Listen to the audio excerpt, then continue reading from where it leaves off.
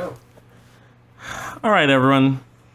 This is your only host today, Daisuke, and you've tuned into my most recent segment, which is it really?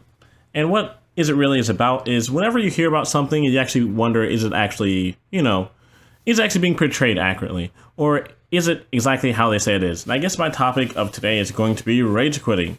And I want to, I guess you could say, ponder, is it really affecting everyone as far as they say it is?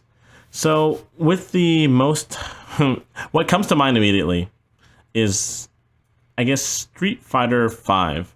I know we've actually seen this a lot in the media and, all over Kotaku and places like that, but I'm actually a very adamant fighting game fan, or I guess you could say a very adamant fighting game fan, or whatever tongue-tied slur of verbal abuse I have. Anyways, long story short, I play a lot of Street Fighter. I actually played so much of Street Fighter 4 that there were times where I will actually hold myself in the room for 8 hours a day, practicing, and still losing despite my constant practice. But that's actually beside the point. What is the point is a lot of the things that I've experienced with any game in particular, especially competitive, is rage quitting. So a lot of you may be asking, what is rage quitting? Rage quitting is when you're facing off against someone, usually in a 1v1, like mostly fighting games, but there are other ways.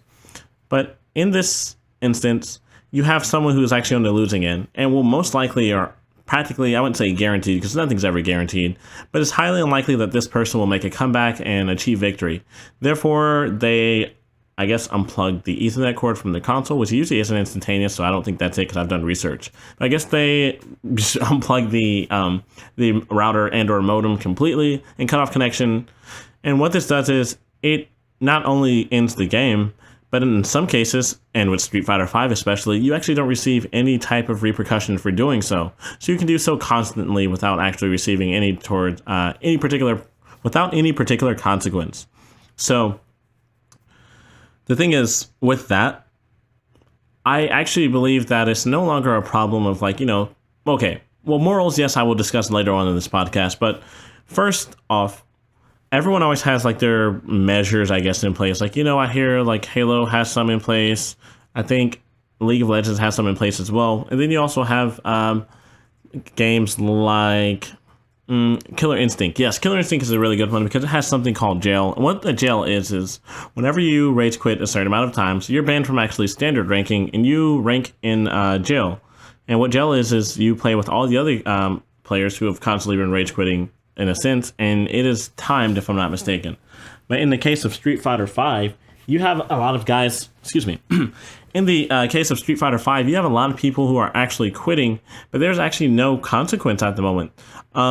So you have a lot of guys who are reaching an immense status, or not immense status, they gain an immense amount of points, like 8,000 or so. They become either super gold, ultra gold, if I'm not mistaken, or platinum. And platinum is the highest rank you could receive. And these people are actually pulling the plug so much, or these players are pulling the plug so much, that they literally never lose, simply because they pulled the plug before they lose, and there's actually no known consequence for it. Besides, just recently, Capcom Unity, they made a post about the players actually being sort of, I guess, the sheriff of the online playing scene, in which whenever you actually have any type of footage or whenever you see a rage quit happening, you take that particular person's gamer tag and you send it directly to Capcom. And the thing is, they'll make an attempt to rectify the situation, mostly by demoting you literally every point that you've earned. So even the wins you've had without rage quitting, which were probably only very few, but even those ones that you have attained, they're all taken down. I want someone to go from 7,000 PP or whatever the particular term for points is in Street Fighter 5 now, down to 500. And that's quite a few matches even winning. So with that, I actually wonder, one, why they don't have anything in place for that. But I guess that's what we've all been wondering. But what I've been pondering about is, when does it become a sense of morality? For one, sure, you have a lot of people who view you solely based on your placement status, or I guess, how many points you have. And I don't quite understand I do not quite understand what type of mindset it would have for you to think that cheating is actually making you a better player. Even if someone sees you as, better because of your status, much like a celebrity, they might not be a good person, but due to all the feel-good movies that you've seen them in, you might actually think that they were, but it's usually not the case. Call of Christian Bale. And you have a lot of, I don't know, it just seems like it would come with a lot of flack. Like, one, you have your peer flack. A lot of people are eventually going to not necessarily expose you, but for lack of a better term, expose you to the white knights of the internet. And a lot of those guys are actually going to crucify you, for lack of a better term. And not only that, you have your personal cognitive portrayal of yourself. Like, if you're only achieving things through cheating, what happens when you're in the actual setting? Like, it may not even be just with Street Fighter. It could be with anything else.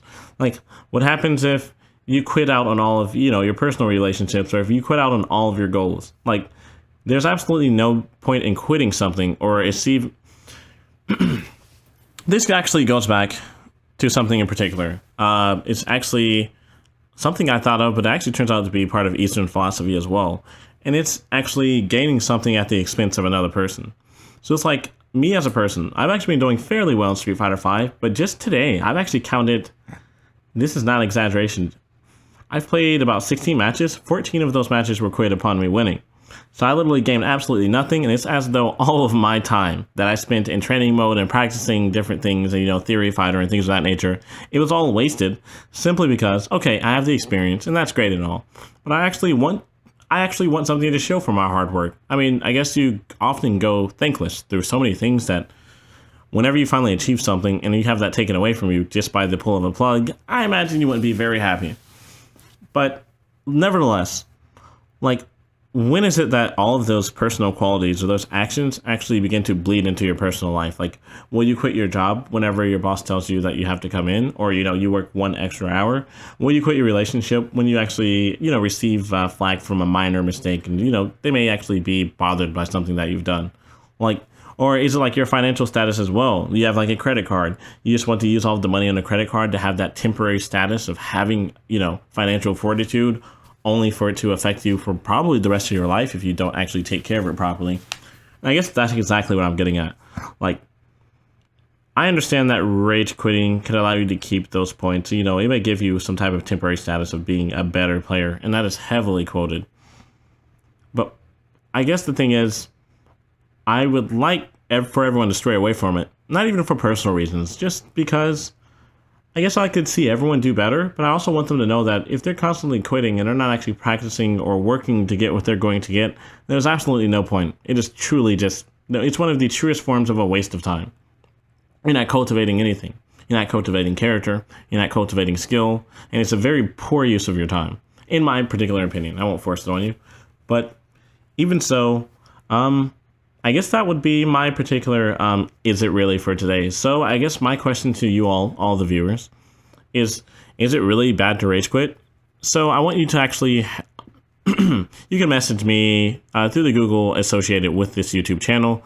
I believe it's thebridgebeyond@gmail.com. So if you have any particular thoughts you feel on this, please email them to me.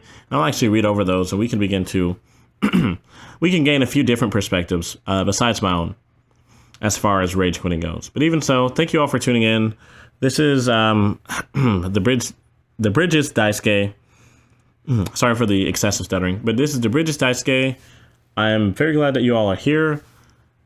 Work hard towards your personal goals, and never forget to not necessarily revert. I've been using that term a lot, reverting from your corporate mindset, which sounds very cliche, but it's true. Reverting from your corporate mindset to go back into something you enjoy. Don't just revert, because when you revert back to something, you revert back to a previous state, which may not be better. Just use your current mentality or use your current situation in order to propel it to get you to somewhere better. We don't have to revert, but we can actually just progress. I would rather us progress as opposed to revert to our state. So you can still enjoy all of these things. But if there's something you enjoy, then use it to propel you towards a better future for yourself. But that's all for another podcast. Thank you all for tuning in. Daisuke out.